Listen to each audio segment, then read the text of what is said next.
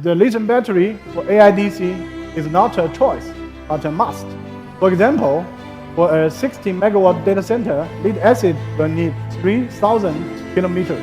Lithium battery only need 1,000. How to use the lithium battery? We can use special architectures. For example, we can use the remotely architecture.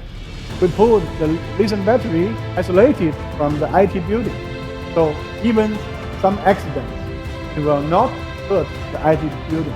For the fire protection, we can use water system to replace the gas. If we can use the good architecture, we can make the lithium battery from wanting to daring. And of course, product safety is always the most important. So our safety design is at 4 levels: cell level, the package level, the system level, the BMS level. Based on this, now we can achieve an accuracy rate of over 80%. In this way, lithium battery safety accident can be prevented to the maximum extent.